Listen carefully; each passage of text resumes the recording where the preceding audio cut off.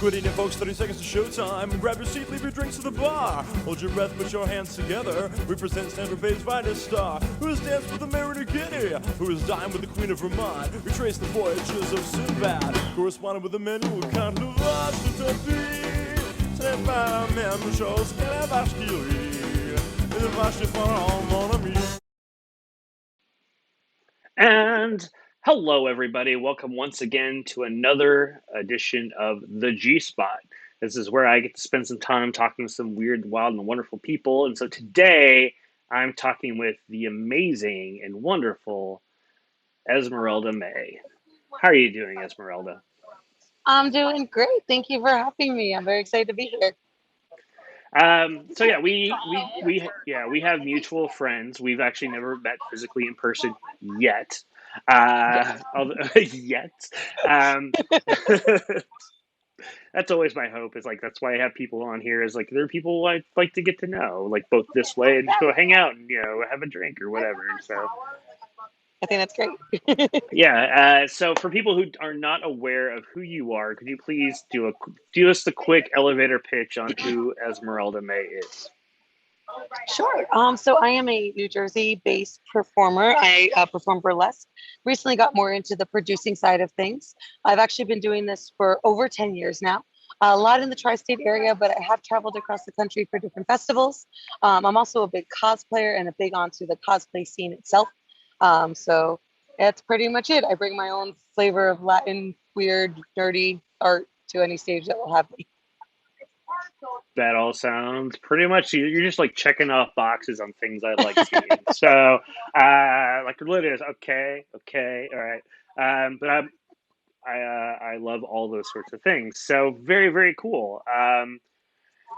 So we're gonna get the thing out of the way real quick, just so that way we can get on to the rest of our business, and we're gonna go back and revisit it a bunch of times. So you've got because we're gonna revisit this a lot of times. You have a digital show that's gonna be coming up this Saturday, um, which I put the link into the chat for Twitch. Anybody's watching Twitch, uh, which is called K-pop the Pasty or that Pasty. K-pop, that pasty, yes. That It is a pasty, that's pun. right. Yes, it is a pun. I am also a big K-pop fan, and myself and Attica Wild, who's another performer of New Jersey, have been talking for years about doing this. We've been performing for almost about the same amount of time, and we remember just like going to small shows in basements in like New Jersey and New York and Pennsylvania, and talking about like, oh, we should totally do this number to this K-pop number, but would anybody come watch that? And then K-pop kind of blew up on the East Coast a lot recently. And then with everything shut down with the pandemic, we were like, well, now we can do things virtually and we can reach out to other performers from anywhere. So decided to kind of take the plunge with that. So it's nerdy burlesque and regular burlesque. There's sideshow. There's we do dance covers. Some of our performers just do like music video types to songs, but it's all to K-pop music. And the hope is that people who are fans of K-pop can enjoy it, but also if you don't know K-pop, you can kind of see because like there's such a wide variety there that there's always something for somebody. It's not just all BTS. Don't get me wrong. Everybody loves some BTS, but it's not all BTS. Well, yeah, there's like 16 other like five dude bands that are in K-pop. There's more than that. Yeah, I mean, there's like, Yeah. I mean, just of the milk. There's a lot. Yeah, no, I know. There's like a huge selection, and actually, it's I'm a person who listens a little bit. I do literally listen to a little bit of everything. So yeah, I listen to some K-pop a little bit, not a huge amount. I'm less into like dancey hooks, poppy sort of stuff, but like there's some deeper, kind of heavier. Like there's some of the female K-pop singers that like really get like really invest in their singing, and I of course don't remember any of their names. So It's all good. You know, there's definitely some like darker ones, and like have like heavier theme tones and stuff. Because most people think like bubble pop, kind of like, you know, peppy kind of music and stuff. But there's so much more to that. And yeah. I mean, a lot of them now they have like the rapping line and like the more edgy line. Then they have the like era line where like every band kind of does like a different era sometimes. So it's really cool. And I feel like there's really something definitely for a lot of people. And I know a lot of my personal friends who weren't into K-pop now, either out of just pure I've smothered them with it, or they actually had some kind of interest with it. Because if you were under my friend, I send you nothing but like K-pop TikToks and videos I find, and like I find a performance video and I cry over how great it was, and then I share with everybody. You know, they have no idea what's happening. So, but I've gotten a lot of people into it because they find a group that kind of like meshes with what they like. So, I guess I know what to look forward to in my private messages from you then. you know what? Yeah, actually, after tonight, probably. That's just that. It's fair. As I listen to I'm every. sorry that I'm not sorry. No, it's also fair. Now I'm gonna turn around and send you even weirder stuff when it comes to music. So be prepared. Bring it on. I'm So ready. I'm ready. all right. Um, so you said you've been doing this for about 10 years. Is that correct? Actually, more than 10 years. Oh, More God. than 10 years. Oh, yeah. So you were 19. So you were 9 when you got started, right? Oh, thank you for flattering. No, no. I was actually, how old? I was 19. Oh, did You were I? close. I mean, I at 10 more years, I was 19. I I was totally lied originally about gonna my say age. I was gonna say 19, but I figured the joke was better to say 9, so that's why Yeah, I did no, but 9. I did turn Uh, 19, and today is actually my birthday. So there you there go. we go. Hey, so Yep, happy birthday. So for here I your am 30. yeah. To be 30 again. So 11 years, right? Math. I Yeah, don't know. that'd be I'm not a 11-ish math years, person. like over There 10 you go. years. So I'm still correct. Hey, There you go. That's why I no said over problem. 10 years. I don't say a specific number because I can't keep track anymore. No, it's fair. It's fair. I can like my only thing is like I can keep track of when I got started, like in sideshow stuff, because there's a very hard date when things began for me. Uh, Hmm. that's the only reason why. Otherwise, then I'd probably be the same way. But yeah, like I have a very hard date when I started producing and doing sideshow stuff, which is March 10th, Hmm. 2018 is when I got started producing and then getting into sideshow. I know exactly the That's date. awesome, though. Sideshow's always been something I'm fascinated. I don't have really the cojones to do much, but I can say that. Right? I can say Here's that. Okay. here's the crazy thing. So you're already doing sideshow, because burlesque.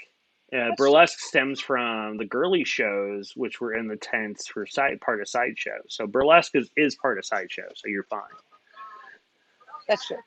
I have definitely Yeah. done like some of the sideshow shows and been like the burlesque of that. But I always think it's so Well, fascinating, and I love watching the audience's reaction to weird sideshow things.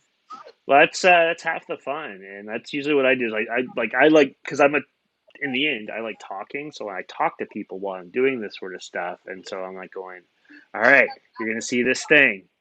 No, don't to look away. Right here, we're having a moment as Watch. I watch as I do like some weird thing, whether it's like putting a mouse trap on my tongue or like crunching on some glass or trying to do a trick or whatever, just sort of like a magic trick. Um, because it's all I did sideshow. learn how to staple myself, and that's about as far as I got. It was by a Hey, that's sideshow great. performer that they taught me how to do it correctly without like injuring myself. I did Well, it I mean, twice. yeah. Well, you still injure yourself, which is like how to. Well, yeah, It's, you're literally causing little puncture wounds all over your body. But yeah, but like how, like where to puncture it at, and the type of staple gun you're supposed to use, that sort of yes, stuff. Yeah. make sure And it's hey, that's great. sanitized, make sure everything is clean. Yeah, I've got two guns. I use one strictly for me, and I got one backup that's clean just in case somebody goes, "I want to do it too." And I Yeah, go, "Sure, no, yeah." But I do staples as well. That's great for the end of the show for getting tips. So there you go. That's another way to get tips. Although you're a burlesque performer, you've got so many more options to get tips than I do. I mean, I've got two pockets that I always say have room for more things. There you go. See, hey. I was like, this is the kind of show that I can say that. Okay, Oh no, we can cool. talk. Like no, you can cuss, you can fucking. We just can't show anything because I am Gotcha. broadcasting on Twitch, so there's Oh limits yeah, of what perfect. we can show. But you can use whatever fucking language you want to use, so Oh, that's perfect. Because fine. fuck is like my favorite word in the whole English dictionary, so that's perfect. That's fine. I'm a big fan. Like literally, it's like cuss and drink or whatever. That's how it works. Which I just can't show, which is Cheers. still fun. Cheers, yeah, yeah. In fact, when I got started doing this show, is I did it because I knew a lot of burlesquers were having difficulty trying to like it's very at the very beginning of the pandemic is like what can burlesque performers do? Like it takes a minute to put a show together online, but they can't turn around like musicians can like turn around and throw a video out real quick. A lot of sideshow Right. people can turn around and put a video out real quick and can broadcast everywhere. Burlesque, Right. there's a lot of places you can't show stuff. This is Uh, true. so I went. So I started doing this particular show to talk with burlesque friends of mine, and so like my very first episode I did with Coco Electric, and Okay. so yeah, a good friend of mine from Austin, Texas. So like basically, it's like she like part of the Austin Academy of Burlesque, and they were just starting to do online classes. So I go, hey, you want to come on? Talk about online classes. We'll just catch up, that sort of stuff, and that's just how it started. And then I just went every week. I've had like Miss Mary Jane Green's been on, Vivacious Miss Audacious, Remy D. I'm about to like next month. I'm going to have Pinky DeVille on, who's from England. Oh Uh, so wow. so yeah, Look at that's awesome. burlesque specific, and of course the great Hana Lee, our mutual friend, has been on as well, Yeah. and then and then now you, as you know, which is it's amazing performers, which I enjoy talking with. So There you go. I wouldn't do it if I didn't like Well, talking to thank you. people. So so That yeah, that's uh, very true. yeah. No, that's In fact, awesome. yeah, I was actually on a different channel originally when I started this, which actually was started by another burlesque friend of mine who was trying to help out Houston and Texas performers and created a Twitch channel for people to basically created like this virtual busking corner for people to do stuff on. That's how I got started. Okay. Shout out to Tifa Tiddlywinks who helped me set that up too. So, That's cool. anyways, yeah, It's been rough, like changing from doing something in front of a live audience where you get that interaction. And I mean, like, I'm a notorious performer who like I choreograph moments, but I don't like do the whole thing. So then yeah, having to go from like I feed off of the audience. So the first show I did like it was a live show still, but it was over Zoom. And I remember I was just like doing my thing, and I'm like, I feel like I'm doing everything wrong because I hear nothing. I hear my cat's bell jingling from the collar somewhere in the house in the room that I locked him in, so he didn't come and run across the screen. But it's like a very different kind of thing to that. And then I started seeing people doing like more like the artistic music videos, like all those big ideas that we always have about like let's do these big crazy like costume changes and set design. And you can't really bring that to like a little tiny bar or hole in the wall in New York or Pennsylvania or something. So like right. being able to do that in a place where like, no, I can spread this out. I can go to different locations. I can do different filming. This is a whole new art form. It's still exhausting and I think even more work than live shows. But like I feel like it's so rewarding at the same time because like those big dreams you have as somebody who's artistic, like you're actually able to do some of it. I mean, on a performer budget, but still. Well, what's interesting is like for me because I and like awareness for myself and for a lot of the people I've talked with, like drag performers and stuff like that. Like drag totally took to this so quick because in their mind they went, I get to make a movie, Oh yeah, awesome, and like it's that's perfect the for that. idea. And so like me, like the first show I started doing was a thing called the Devil's Hour, which I used to do live. Where Okay. I used to bring like a burlesque performer, a musician, a comedian, and a variety performer, which would whether it's like a hooper or like sideshow or whatever. The idea Mhm. is bringing all these different sort of crowds that didn't really talk to each other together in the same room to watch something Right. new and different. But in my head, I always had the idea of being a TV show. Like I built it like a TV show. And so when they go, all right, cool, do something live online, I go, all right. And that's what they started doing. I basically went, all right, cool, let me shift this in. And I literally learned everything in the past year how to do this all. It includes doing this show too. Uh, I just weirdly enough, is I love doing this part of this now, and this is going to be part of my going forward because I think Yeah. for performers, myself and other people, is that pandemic has taught us that one is that we can't depend on one avenue of which to generate our No, artistic content. Uh, I agree. it was yeah, we could get away with it, but then after a year, you're going, you have to find another outlet, and so a lot of people Right. did or they gave up. Um, and two is like the cool thing I like about doing this show, like doing these show or watching all the online shows, including K-pop that pasty this Saturday. Uh, Yeah. it's just the event is in Facebook. Look on the Twitch chat. You'll actually see the thing there. You can also follow either one of us on the Instagrams and the Facey Spaces, and you can get those links as well. The Book of Faces. Yeah, I'll always link it around. But yeah, so I still really enjoy watching all the digital performances because one is it allows me to see some people I probably never would have had a chance to see ever. I would Right. not even known about. I was So gonna that's say that's kind the of other thing too. Like you get like this show, particularly like going back to that, like Hannah's in Texas. I'm in like the East Coast. I'm like outside of New York. Like I would have never gotten to work with her. We have a performer, Sake, who's in California, who is actually going to be moving to New York, but like never would have met them throughout this. Like people all over get to connect, and I've been doing shows, and I'm like sitting there, and the people on Zoom are like, "Yeah, I'm in Canada right now. I'm in like wherever." It's like you get to do all these things. Those festivals, everybody always wants to like. I love okay, I have a very weird relationship with festivals because I feel like I understand the necessity for them, but I also understand it's like popularity. Like there's so much things with that. But it's like, those other festivals you hear about, like you have the opportunity now with this digital form.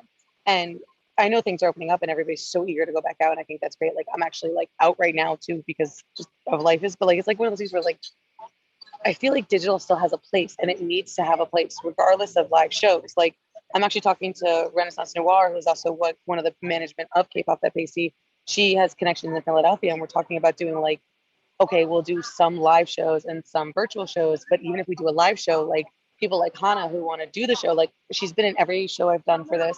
I want to keep having her. She can still submit a digital show, so it'll be some digital, some live art, and I feel like that's like what the new norm has to be. Almost like you have to be able to adapt to both because, like you said, you can reach so many audiences you couldn't. And the beautiful thing too is like a lot of shows do rewatches. Like, what if you wanted to go to one show but there's another show happening? Well, now you have the opportunity to still participate and share and like give help to these artists in some kind of capacity, which I think has just opened up a whole new avenue that wasn't like we didn't think about before. So yeah. No, that's like I've always been the big proponent of everybody. Like somebody asked me, I go, well, what happens when everything gets back to normal? I go, well, one is normal is never going to happen again. It's all that there is changed. no such thing. No, it was never normal before. To be fair, it just we had a lot of we had a lot of illusions about how things were before that we don't have as much anymore. But yeah, that's just part of the world now. It's just like now it's the live plus. It's going to be live Yep. plus everything, whether it's live plus digital, like whether it's actually like doing actual performances or doing things like this, where you're just sitting there talking to people and like just getting people to know you. That's the idea. Is like if because a lot of times I think people forget that because there becomes this investment, and so I like talking to people. I love seeing shows, but the other thing I love about shows is the afterwards and talking to everybody after the show too. So this is a way for us to get to know each other, and then I'll see the performances, which I've watched a couple of your stuff at least on YouTube. I mean, they're a few Yeah. years old, but still good. I I don't mean, really post a lot anymore. Yeah, but yeah, those are definitely some old stuff. But yeah, it's like actually it's so funny. I was talking to another performer. I can't remember who it was at this point. We were talking about like, yeah, like that's the part as a performer that I miss the most is that interaction afterward. It's like cramming into those tiny little changing areas. Because let's be real, we act this whole glamorous life, but it ain't glamorous at all. It's subway rides and shoving things in suitcases, living out of suitcases, and changing in public restrooms of who knows what is on the floor, but like you got to do what you got to do to get to grind kind of thing. And it's like, but there's still that camaraderie there, like changing in the basement of a bar where there's like just beer stacked around you, and you're like, this is the high life. I'm here for it. But like at the same time, as somebody who actually is based out of New Jersey and tends to travel to Philadelphia, New York a lot, I have like an hour-long commute to a show, like to and from, and I work like a regular, like full-time job. So the commute of turning off my camera and changing out, washing my face, throwing on PJs, sitting on the couch, watching the rest of the show, and shoving Chinese food into my face, like there's something about that I thoroughly enjoy. I think it was my first show. I did a show with D20 burlesque, and like afterward, I like literally turned off my camera after my number, changed, and started eating my Chinese food. And I was like, I don't have an hour and a half drive back. This never happens.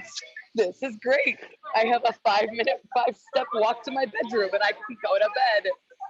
But at the same time, like I'm by myself with my cats, and I'm turning into crazy cat lady, so I don't get that like cheering for your other fellow performers. Like, because like let's be real, we're our biggest cheerleaders, and like having that camaraderie there too. Like audience is great, amazing, and like we wouldn't survive without them, but we also wouldn't survive without the community. And as much as like things are so like can be so crazy, like it's important too. Yeah, Michael Mortila is actually in the chat. He says a new era in human experience. We can make the next of it. Him, by the way, I'm going to have him on the show next week. He's a musician and composer out of the LA area. So it's going to be Oh, a lot of fun. cool. Yeah, it's going to be a lot of fun. Thank you, Michael. No, it's I'm like weirdly enough, it's like with the pandemic happening, the one good thing was weirdly enough is a lot of community really the community kind of rose up like whether it's like it's burlesque specifically like sideshow like you're going well like you actually have the opportunity to have like real conversations with people that otherwise you would have gone all right cool I'll see you at the next show for the 10 minutes I'm going to talk with you. So it's been good to actually have that's the one good thing that comes out of I'd say the one good thing to come out is like in a lot of ways for performance stuff like that. There's just been a bigger sense of community in a lot of respect, a lot of respect. So I really enjoyed that. Uh, Yeah. we don't commiserate like being behind backstage like in the dressing room that's this big with the mirror that's even smaller and the AC kind of works. Let's be real. It never works. It never worked. You just sweat and you just tried to power through it. Yeah, it's like see, I don't have the luxury of taking all my clothes off when I go on stage. I mean, I could, I guess. I mean, I create an act around that, but usually I'm wearing a jacket with a bunch of stuff in it, and so I'm living in a jacket with usually like a shirt and like maybe a tie, depending on how fancy the place is. Just pulling random stuff out of it. So yeah, I feel that no AC really well, and I moved to New York because it's colder here, so. I'm looking forward to having actual cold weather as opposed to Texas, where cold weather is like, 60. I mean, I see now somebody who grew up in this area. I'm like, that sounds nice, but I'm Latin. I don't like cold. I like to be hot. I'm one of those weirdos who's like, I'm okay being like sweltering hot over being cold. Because when I'm cold, I just want to throw on blankets and do nothing. But going back to what you're saying, there is a downside to having to get naked in front of people because when there's no air conditioning, usually also means there's no heat. So in the middle of the cold, you're like, oh So boy. that's true. That is true on the other side. So the fact is, like, as I said, I come from Texas, so there's no really. I mean, I say this, but there's a lot of the performers out there who get cold really quickly. So I get it. I do get it. The fact is, I just get hot and I just stay hot for the 3 or 4 hours I'm involved with the thing. But that's what we do. But still, it's the idea as far as doing this sort of stuff allows us to still create community without having to share those experiences, which we still miss because even those shitty things that we do, you know, changing in the sandwich area of like a weird bar, had that happen, along with burlesquers. I had to change Wait. this. Like, were there sandwich like stuff out for you? While you No, were so doing like so there's this bar where like they had like at night like during the day they had a little like a little kind of like kitchen area where they make sandwiches, but they close it at night, and so that became the backstage area for people to change. That's also the thoroughfare to go back to where the booze is being kept as well for the bar, and suddenly everybody needs more liquor that are as far as the bartenders. That's always how it goes. That's always how it goes. There were like there are some venues that you do where you have to go behind the bar to go downstairs to the storage area because that was the changing area. And then Yeah. you're like trying not to disturb the bartenders while they're doing their job because they need to do their job and make money. And you're like, but I have no clothes on and I would like to like go put my stuff down and put clothes on. It's just Well, like no, it's just suddenly everybody has to go get liquor all of a sudden. All the male bartenders need to go get stuff all oh at geez. once, and so like me being the guy, I'm good. Like literally, like I had to stand at a door with my back to I had to put my back to the door so if anybody else up, they just see my back, and so they go, "Hey," I go, "Man, people are getting ready back here." 6'2", so most people can't look over me. So for a lot of this stuff, so it comes out. Yep, gotta wait. Yeah, Bill, we need the guy. I go, give us 5 minutes. But I go, dude, you have seven bars in this venue. You can grab it from another bar. It's just or wait, one No, of the two. Because like there's I mean, because everybody's getting changed and they're putting on pasties and stuff like that. I'm going, yeah, no, you're not coming in here right now. Just I was gonna say my experiences with that have been less at bars and more on the convention scene. So I perform with Cosplay Burlesque, which performs up and down the East Coast a lot. I yeah, actually produce all the digital shows that they've been doing the whole time we've been closed. And I mean, we have our first live gig at the end of August. It's a very small con. They're keeping everything limited, so we have a lot of restrictions that we work like back and forth with because like we're all vaccinated, but at the same time we still want to make sure that we're safe and being mindful of everybody else because let's be yeah, real, this thing ain't over. Um, no, so it's a lot of like that kind of stuff. And I'm so sorry about the noise line. that's But fine. like just being backstage at a convention hall, you're in a hotel room. You're in like the storage area where the chairs for the ballroom are kept. And I used to work in the hotel business, so like I know how the backstage looks. They keep the front looking nice, and the back is just whatever you can make of it. But I remember like changing in tiny little hallways where like one person couldn't really fit through, and then you're trying to change, and the other person's trying to get past. And in those kind of shows, a lot of us do multiple numbers. I mean, I've done one show, 2.5 hour show because there's usually a little longer because it's a more of a presentation than like a bar show or something you would like Yeah, go to in the city. yeah, And I was in 6 numbers because I choreograph all the group numbers. So I was in 3 group numbers, like another duet with somebody and a solo. And one of my numbers was back to back. So like I literally had like all of our stage hands off the side of the stage. And I was like, everybody's going to get a show back here. Sorry, all the staff and the people who work at this hotel. Because like I was walking upstairs, ripping off a wig and putting on another wig and had somebody changing my pants. Like it was crazy. But like those are the ones we get the most things. Like I remember like staff would walk by completely unaware that like we were getting changed back there. It's just like one of those things where it's like, people are naked. And they're like, what is happening? I need to get this down. But I've changed in some weird places. I've had to like change in the bathroom and like run across and like make sure I was PG-13, so like have a robe on because the changing area was nowhere near. Oh, it's like anything and everything. And then you get on stage and it's like glamorous, glamorous. And I'm like, oh no, backstage, I've changed standing on top of a toilet at a bar because that's the only place I can find a space. yeah. So yeah, You do what you gotta do. yeah, that's right. That's how it works. This is showbiz. It's the glamour of showbiz. Regardless of what it is, yeah. There's never, only the big names get something slightly better, and even most of the big names get the same experience we do. I was They gonna just say have they yeah. perform at the same venues, and I'm like, I know what the backstage of that venue looks Oh yeah, I mean it's like all these performers like oh yeah like I'm now just learning about New York because I'm coming to yeah. New York right when stuff's like building up again, so what's still around and Well, what's welcome, not. by So the way. It's a great city. thank you. Yeah, so far so good. I've been here 2 weeks, so Awesome. I've I haven't made it off the island, the quote unquote island. Coney Island isn't an island; it's a beach. Uh, uh, but it's just called an You're gonna island. open up a whole can of worms if you start going island borough nonsense. Oh no, it's like it's just I'm learning all that stuff right now. I mean, the most I've really done is Welcome hang to out at New the York. Yeah, thanks. So far, all I've really done is done the Coney Island sideshow stuff because it's within a reasonable walking distance to me. I haven't gone deep into New York is because I'm waiting to get my furniture in.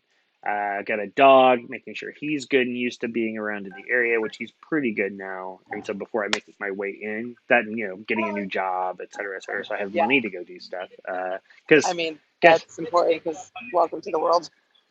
yes, because I do this because I love doing this. I make no money doing this other than the fact I just like doing it. So I that's how it goes. But yes, that's how it works. So like once I start getting the job and some money, I'll be making my 4 ways in. Eventually, I'll start getting booked for late night shows to do stuff again and all that sort of fun stuff. So it'll be fun someday. Coney Island is great though. Just like it is fantastic, especially in the summer. Oh, it is. It's been great. In fact, in about 15 minutes or so, they're gonna. Oh no, sorry, today's Thursday. So tomorrow, they do the fireworks at 9:45. So that'll be a lot of fun. And then sideshow opens up tomorrow, so it'll be also fun too. Um, anyway, uh, everybody's watching now. Basically, this right now, right here, I have is Esmerelda May. She is a producer and performer who's got a new show coming out digitally this Saturday called K-pop That Pasty. I'm gonna put the thing in the chat, and this is the chat on Twitch for people watching the other medias, just because I can't do two things at the same time to put it on multiple stuff. And it's So my birthday show. it is. Well, it's actually your birthday today, so everybody say It is my happy birthday today. birthday. Thank you. Um, so yeah, and also for the people watching, you actually go to my social media on Facebook, Geoff Peterson, and I've already got a link to the event because I love digital productions, like whether it's yourself. Um, Michael, who's watching now, says happy birthday. So Thank you, Michael. so you can turn around next week to watch him as we talk about weird music stuff, because I'm really, it's going to be a lot of fun too. So it'll be that sort of stuff. So yes, so everybody go see the show, whether it's live or you can watch it later, which is also very cool. So if you're doing something else, like me, I will probably most likely be going to the burlesque at the beach on Saturday, so I'll probably catch it later in the day, the next day or two. So it's gonna be a lot of fun. Awesome. No, that'd be good. Yeah. Yeah, that's the other thing too. Like I'm a very big believer in like the rewatch kind of situation, because going back to what I said before, there's so many things happening. There's only so many days in the week. And so it's like having the opportunity to be able to support multiple people is great. Well, yeah, and I'm the biggest supporter of I do this show to be supportive. So it's like I want to make sure everybody I put some more eyes on the show. People come see it. They throw you guys a little bit more coinage your way to make it really good. And thank you. Yeah, I was also gonna say idea. sometimes just go. Yeah, I was also gonna say sometimes just like showing up and like you watch a show and then you like go home and you're like, man, I really want to watch that one number again.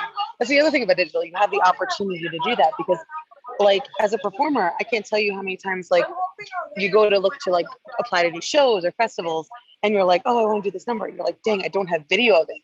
But digital has created the opportunity to keep that in like your reserve almost. Yeah, like a lot of new things they want to see what you're going to do. So. Yeah, well, in some cases that's really good. Like doing especially if something designed to be digital, it makes it work a lot better. My thing is I'm never rewatching stuff that's live. Sometimes can be problematic. Just because there's you're always still not that going to get that unknown same factor. feeling. Well, you don't get that same feeling. And so, but watching something that's designed to be online and stuff like that, it's a little different to like that. So usually if it's a live performance, I'm happy with just having that in my head. And so I just go, I saw this thing live, and that's the only way I can explain it. Like trying to watch it digitally, watch it later, I'm not going to get the same experience. And so you lose a lot of that crowd feeling, the crowd noise, that feeling around that community that you have while watching it. So yeah, I'm happy with. That's sort of the audience aspect of that too. Kind of what we're talking about before as a performer, like having that audience like interaction and then the audience being there in person and seeing them and feeling that too. Because like I'm a big believer in like the performers feed off the audience, but the audience feeds off the performers. You know what I mean? So like having that is crucial. But yeah, like you said, like a lot of the too, like the digital art too. I mean, some of the we have such amazing art. It's like phenomenal what we've all been able to do. And then you talk to them and you're like, yeah, I filmed that on my phone. And you're like, that was all with your cell phone. Like technology is insane. Oh yeah. And the access to things is phenomenal.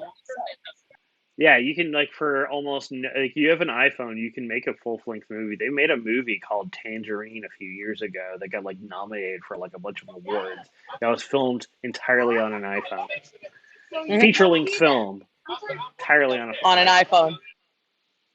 Because they wanted to see if they could do it, and they did it. Yeah, I'm sure there's others as well, but that one won a bunch of awards because it was done well. It helps to have a really good cinematographer to line up shots and shit like that.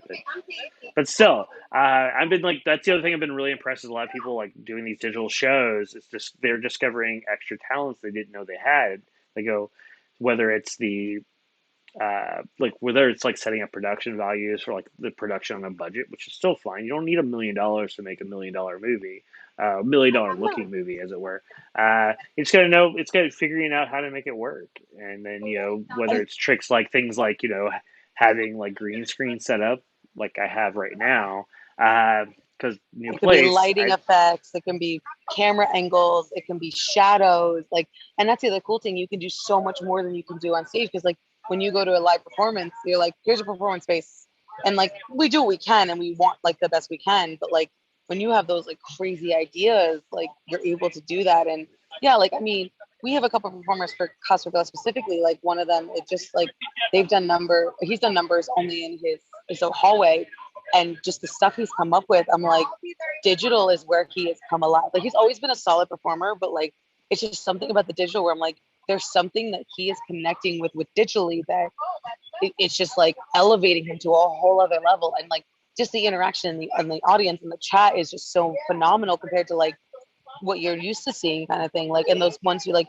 because there's always like, I was talking to like Victor Devon about this. He produces White Elephant Burlesque. I'm a White Elephant Burlesque performer. I'm a member of the Okay. troupe. I've been for several years. He is phenomenal, by the way, if you can get to know him. He actually just moved to California a little bit ago, and he was just here recently to get the last of his stuff. But he's going to be at the K-pop at Pacey show.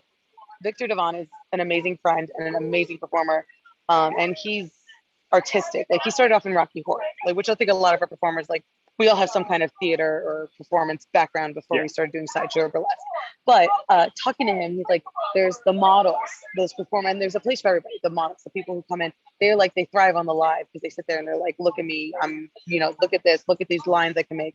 You have the dancers who like, again, have their space of like the crazy splits, the crazy dance moves, the millions of turns that are like mesmerizing to watch. And then you also have like the storytellers who have like a story they're trying to portray while they're performing. And I feel like specifically in that aspect from friends of performers I've seen, that's where they've been able to really thrive. Because like the dancers, don't get me wrong, they can do so many other things, they can do different angles and everything, but there's something about the storytelling where I feel like that's where you can do the things you can't necessarily do in 3.5, 5 minutes when they hit your music go and you're in a Sims 1 space type thing. You know what I mean? And then there's always that perpetual like, well, if you mess up, you can always redo it.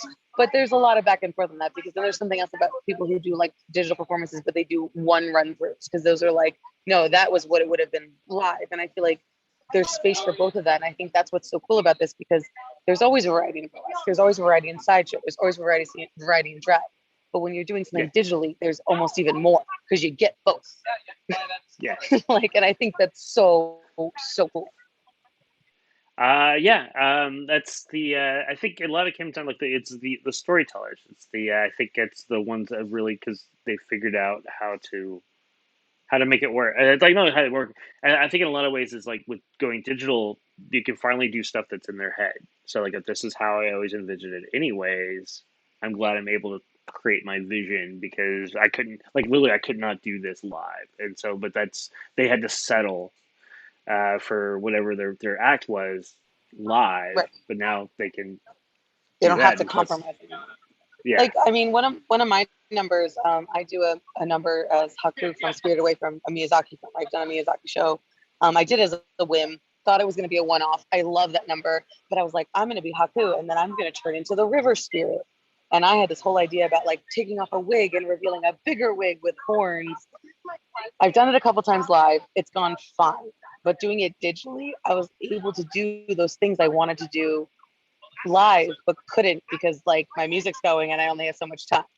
So it was like really cool to be able to do the full change without having to like worry about shoving the costume and like not revealing my reveal too soon and being mindful of how I'm moving. Like I was able to like go 110% and do everything I wanted to do different sets and different lighting and like really do that whole arc of him going from the character into the spirit. So like that was my big thing. Now that's one of my more in-depth story for me personally. I don't really know where I fall in performing. I fall into the whatever pops into my head and I make it happen. Sometimes I have a story. Sometimes I'm just like, nah, I like this song and I just want to be a floor whore, as I call myself, because I tend to like roll around on the floor a lot and get in people's faces, which you can't do now. I don't know how I'm going to react to that. I have my first live show coming up and like I'm very big on going into the audience and I still don't feel comfortable doing that. So we'll see what happens. Yeah, I'm going to have to adapt a little. Yeah, it's I do like a lot of stuff I did is very much up close with getting people to like doing things like mousetrap tricks and having like doing the mousetrap on my tongue and having somebody to pull the mousetrap off my tongue. It's a little close. I have I to want to vet breathe on people. Yeah, I just want to vet people, or like literally get up like right here and go, hey, what's going on? Just that kind of create that, or like when I do like mentalism, because I have an act where it involves somebody holding my hand and move stuff around on the thing while I'm blindfolded. Can't do that right now. I probably could. I mean, there's ways to make it work. I just haven't figured it out yet. So that's why I do this, because until it's safe for somebody to grab my hand randomly. Uh, but you'll get Will it it worked ever be out. safe for somebody to grab your hand randomly? Like completely off burlesque, but can we talk about certain things that we all used to do and think was cool? Like I know Yeah. this is showing up bowling, sharing shoes, touching things that we all touched. I don't know Well, if it's the pandemic or if I was always a germaphobe, but like now there's certain things that I'm like, do I really well, want to do that? they always sprayed that stuff in between. Like they had that spray, the disinfectant spray they sprayed in between shoe wearing. So, I mean, they're already kind of doing things to keep it clean, I guess. I don't know. But not enough like Uh, sticky fingers and a like I don't know. There are just some eh. things where I'm like, I'm looking at everything But from a different angle now. Everything's kind of well, like yeah, well, like bowling, that just becomes the all right, cool. Just it's like all right, cool. The disinfect your hand, let it dry, grab the ball, that sort of stuff. Comes back around, disinfect it. You can always go that route if you wanted to. maybe it's just because I Or stink bring at bowling, so I'm just gonna keep complaining about it. There you go. That's just you're just gonna keep with that virtual bowling. Just go grab that old Wii set, just play Wii bowling, and just go. This is how I do it Oh my now. god. I was worse at that than in real life bowling. I overcommitted. I always like, "Wah, I got no in the gutter. It's fine. Whatever. I'll stick with I'm my just Final saying. Fantasy and my other RPGs. Thank you. Also fine too. That's usually, although sometimes those RPGs will have some weird game you got to play just because, especially Final Fantasy, you get to go like especially seven. Like I don't know about the new one yet because I don't have a PS4, so I can't play the new remake of Final Fantasy VII. But I remember the old like what's it like the old like game show world or whatever it was, the place where you get the little. God damn it! It's been forever since I played that damn game. Uh, the one dude cat guy had a place where it's like all it was like a big carnival, and you could play games at the carnival, and you can go chocobo racing and all that sort of stuff. Oh You yeah, could yeah, do. yeah. Okay, yeah, yeah. It took me a minute to figure that out. Well, I No, had to that's think fair. about it. I cannot remember the name of Moogle or Moogie or something. Moogle, yeah. Yeah, but yeah, No, the whole my world. biggest I was gonna say my biggest thing, like complaining about being like an older millennial who used to like do games and stuff. Um, I got the new Kingdom Hearts game, and I was so excited for it because I've been waiting for this forever. And some of the controls changed. So Yeah.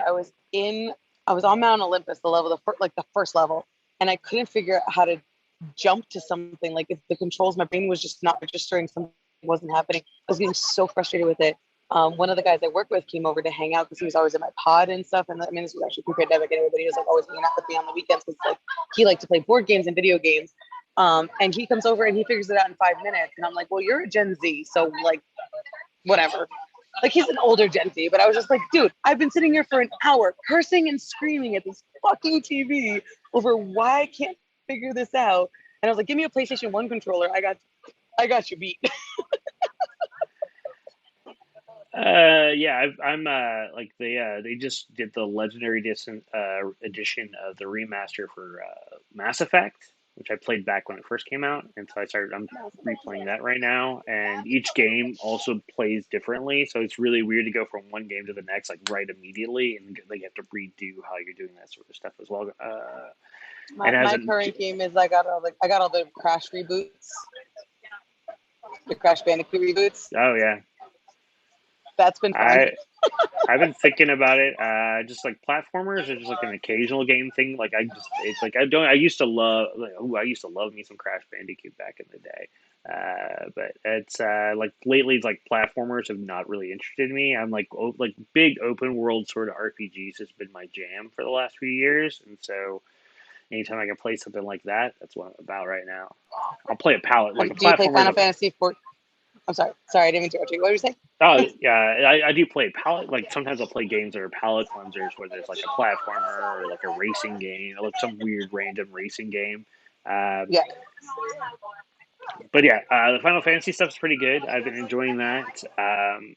Gameplay is still odd to me because of like it's like playing other RPGs, which are very much like live, like attacking then and like going back to the turn based sort of setup can sometimes have to get Right. used to. I'm going, why Have can't I you just played attack Final now? Fantasy 14? I have not played that one yet. I couldn't get into that one. You know what's reminding me of kind of what you're saying too? I just finished because I love video games, but I'm very slow at video games because I also like to read and do like 20 other different things. So it's always like I can't commit to something for too long without having to do something else. Yeah, But that's fair. Fire Emblem, how the four houses. Oh, forgive me, I can't remember the name of it. But that's like a very much like it's literally like a game of chess. Like you like talking about like I want to attack now, but you have to like read what happens and then plan what you want to do, and then you can attack. And it's like it was fun, but because of that, there was definitely times I was like, okay, I have to put this down and walk away because like I just want to take my weapons and smash things and stab people. Where's that dumb fighting game? Just play that for a minute. There we go. I Mortal mean, that's why you Kombat have for a Smash minute. Bros. Though. Yeah, Mortal Smash Bros. Kombat, Yeah, Smash Bros, Tekken, like that's what yeah. those are. Those are my palate cleansers. I play those for like I get stuck someplace, so I'll play those for a little bit, and I'll come back and play whatever RPG I'm playing. I go, oh yeah, it's easy now because I just get out of my head for it. You got the button mashing and the beating and the just hitting buttons and wildly killing something else. Yeah, no, that's how it is. So we're doing good. We got about 14-ish minutes left in the show. So good. Once again, this is everybody's watching this. This is Esmerelda May. She is a producer and performer for burlesque, and in fact, she's got a show coming up called K-pop That Pasty this Saturday. Um, in the chat for Twitch, you got a link for it already. Also, just check out our social medias, and you got that tracked down as well. I also like just post pictures of random things in cosplays too. So if you like nerdy things, that's also fair. In fact, we'll get to cosplay. Like so you're into cosplay. Who's your favorite thing to cosplay? you know, I said this for several years and I still have to say it. My favorite cosplay of all time, which I have to absolutely done because it has just been worn into the ground, is my Xena costume. It took Okay. 6 months to make it. It was my first time working with leather and pleather and warbler. And she got rough. And I got to meet Lucy Lawless in it at a convention once. And she's like, did you make your costume? And like, she was my bisexual awakening. So I was just like, like, I was like, I'm gonna act all cool. I'm gonna be like, look at me, I look awesome. And then she said something to me, and I was like, oh my god, you're beautiful, you're tall. Step on me. I mean, what? And then I forgot how to breathe, and also forgot how to talk. And then I had to go because I got a picture with her, and then I got in line with her right after to get her autograph. So then I was like, okay, I'm gonna make up for it. She goes, I love your costume. And once again, my brain just went whoop. But that's still definitely my favorite costume. It's gotten into several festivals. It's traveled around the country. It is definitely a labor of love. And I put it on for a digital performance. I went to go do it. And I was like, after I was done filming, I was looking at it and I was like, I think she's Xena'd her last Xena. I need to redo this. But my definite second favorite is my newer one that I just finished, which I posted, which is my Anne Boleyn from the musical Six, which is my first time working with vinyl and not like costuming vinyl, like upholstery vinyl. Like that costume stands up on itself. It doesn't need a hanger. It keeps its form. So that was a lot of like trial and error with mock-ups because once I sewed that, there was like no fixing it type situation. So, but that was a lot of fun. Big Broadway nerd too, if you haven't caught on. I like a little of everything. That's fair. I went to college for theater, so Same. yeah, And now I do burlesque. that's a worthwhile degree. No, I went into it No, knowing it is. that I have to act like I care about a lot of people and no, I looked at it. I go, that's just it's a way to get like a ton of experience like really quickly, and that's how I looked at it. I go, all right, cool. I know the degree matters nothing in the theater background. Like if I'm going to like be an actor, or be a producer, be like this, that doesn't matter if I have a degree or not. But no, the you got to be in the experience of right. me, You need to know the right people. yeah, then all it is the experience of how to do the things is really what it is. Yeah. And so, and like in a short amount of time versus like if I was like trying to learn on my own, I go, all right, cool. I'm gonna write this Yeah. thing, and I don't have a deadline, so it could take me 3 years to write the thing, and then how do I submit it? And yet, and I gotta get it in a play. Well, I'm not in a place that makes it easy for me to apply for like 10 plays a year. I mean, I'm in New York now, so I do, but I mean, you could definitely try it. it's a thought. I mean, I look at Try. it, it's a thought. It's like, no, it's not my gig anymore. I like doing this sort of stuff, which is a little different. And, but I like all the stuff I learned from that. I stem into like learning how to do this stuff because I also did theater. I was a theater major with a minor in film and TV. So that's how I learned how to structure things. And like even like when I produce shows, I also produce live shows. I would also produce them like a TV show and You were creating talking about like that earlier before we kind of like let everybody in. And I yeah, think that's really cool. yeah. So Yeah. that's what No, yeah, yeah. I was because you gonna say think of it. that's really cool. Yeah, because I don't think of like who's in the show. I think of what their acts are and figure out I'm creating that emotional journey for the audience to watch it. So it's one of those things I go, I don't think of things like headliners and stuff like that. I go, well, so and so's performing this act, which would work best either coming out of like the break or being in the middle. And it could be the biggest name on the show, might be in the middle of the show, just because I don't, that's how I think of it. I think of what's the show, what's your act, what's the song, that I sort of stuff. I think that's a really cool look on it too, because like there's so many like it's going back to like there's no real wrong way to do this because there's so many different aspects of it too.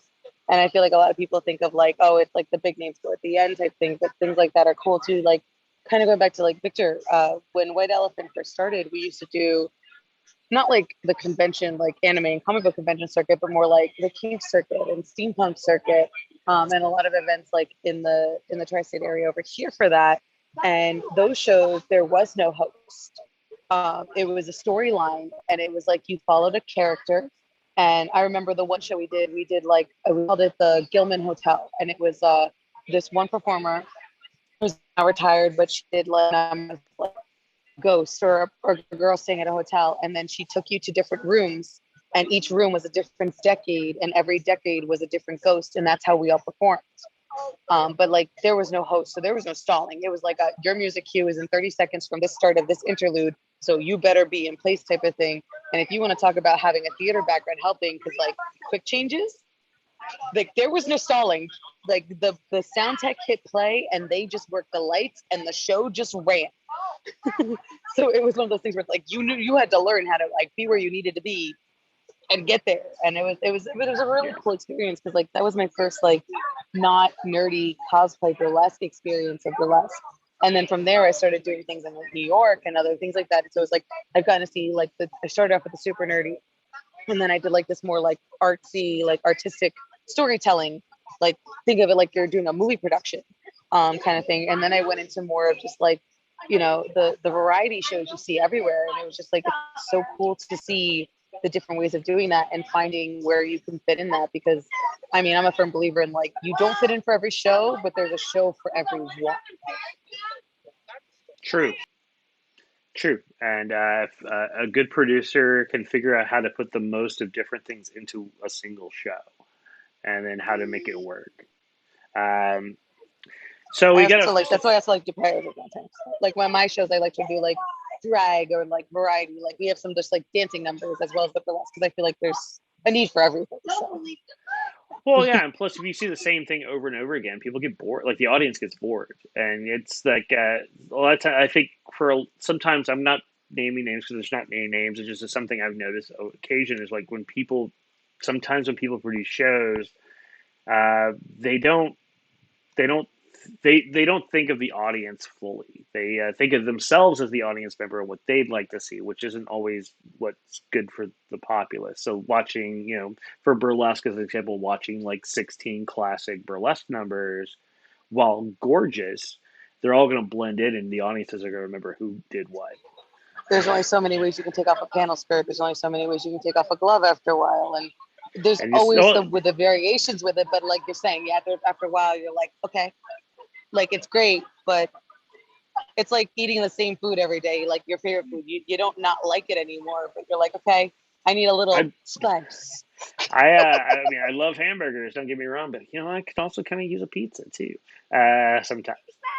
So as an example. So that's the idea. Is like so like what going making sure when I go see shows like I always look at as far as who's in the act, like who's in performing the show, so that way I can see what sort of show it's going to be. So like if I see a variety of types of performers, even within burlesque, I mean, if it's a strictly burlesque show, but I see I see a classic, I see a more of a comedy based. I see somebody who's more known for doing like horror burlesque nerdlesque, or people who do like a gamut of all of that sort of stuff. Plus, they have an extra thing like they're also an aerialist or they're a fire performer or whatever. So there's going to be a variety with the acts. I know it's going to be I'm going to enjoy that show more because there's a variety, and I'm going to remember each act distinctly because they're very unique upon themselves versus once watching 15 live show. A lot of burlesque, There's something for everybody there. yeah. Oh, plus it's just like I also like a little bit of everything, which is why I like burlesque performers and music and film and sideshow and all this sort of different sort of stuff too. Um, so we're about out of time, believe it or not. Yeah, I know, right? I know, really. Once again, everybody's watching the show. Please make sure to watch K-pop that Pasty this Saturday. Links in the chat. Follow. Make sure you link up to myself or Esmerelda there on the social medias, and you can see the links also on there. I believe it's $10 to watch, and then you have like something like a $5 after show sort of thing, which is Yep. cool as So well. it's $10 to watch the live show, and then you get access to the rewatch, which is up for 2 weeks. And then it's $5 for the rewatch ticket. I am actually doing a sale because today is actually my birthday, though. If you do use promo code on the Eventbrite link, Esme Dirty 30, you can actually save a little bit. It's only $7 for the live plus the rewatch itself.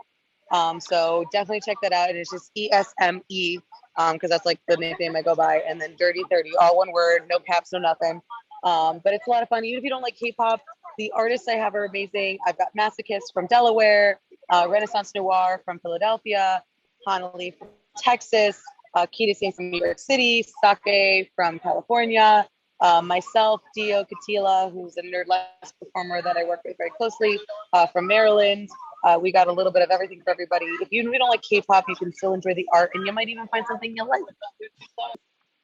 Yeah, always. I'm always a fan of trying something new. I completely recommend that. So I will be watching, most likely in the replay, but I will definitely be watching regardless.